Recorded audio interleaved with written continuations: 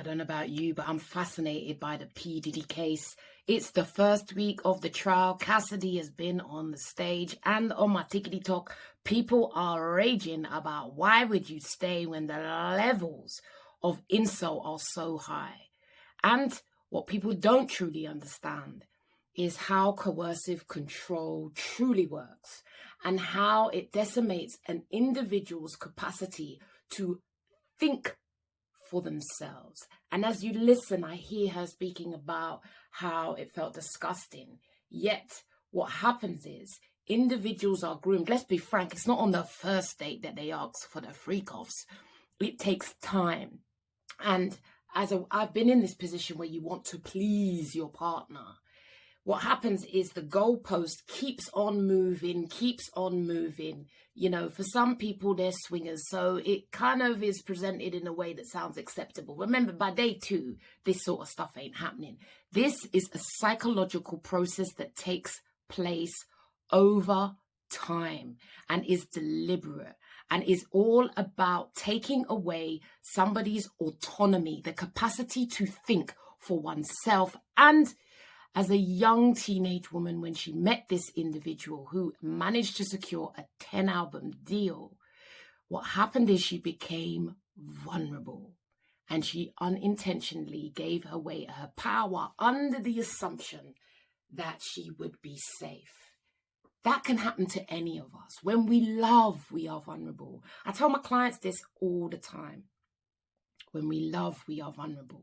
And so when they are responsible for your income, remember, 10-album deal, right? So now he is the one who's going to make sure she's got money or not. And if she hasn't, what does he do? He provides her with living accommodation.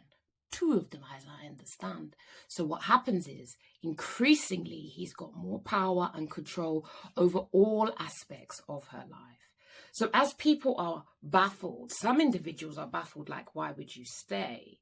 You must understand that coercive control is all about taking away an individual's capacity to think for themselves. Then you've got the financial dynamics at interplay, and that person is vulnerable and given their power away to the individual because they love them and they trust them. This is also what happened in that show, The Man, the Thief, and the Canoe. This is where he faked his own death and his wife was forced to go along with it. Interestingly, in that case, she got a longer sentence than her husband. But in those days, coercive control was not a crime. Would it be the same if it was today? Coercive control is no joke. And even when clients have come to me and, you know, I deal with people who are with narcissists, but coercive control is just another level. It's where an individual's capacity to think for themselves has been totally annihilated. And I've worked with many people over the years where this is the case.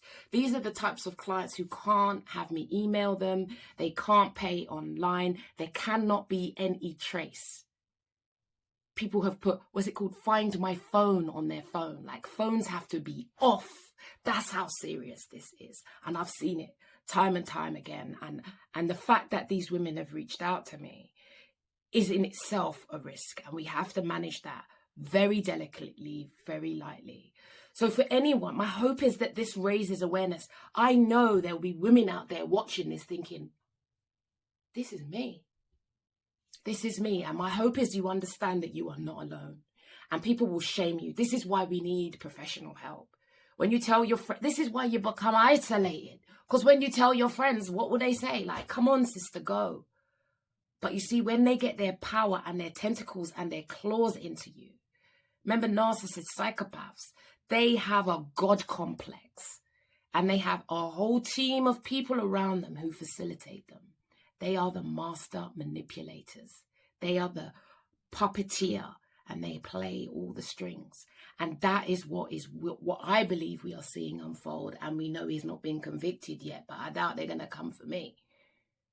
But if you find yourself in such a damning situation, understand that you are not alone. And there are options that you have to move forward. Many women do not want to call the police, but sometimes I'm being told things and I'm like, sister, this is now moving into some sort of criminal activity. It's a slow, steady process. So my hope is for compassion and understanding. And if this speaks to you in your situation, you are not alone. Reach out to someone. Keep yourself safe. And there's always the domestic abuse helpline. And if you're not in the UK, consider what options are available to you that are free for help that you can call. And as ever, always call 999 if you need to. And I know so many people don't want to because of the fear. Do take care of yourself. You are not alone. Serious situation unfolding online. And this case is giving, I believe, the public an opportunity to see how it works. Team Cassidy, God bless her. God bless her unborn child that she is carrying as she goes for a particularly stressful time in her life. God bless her soul. Do take care. Peace.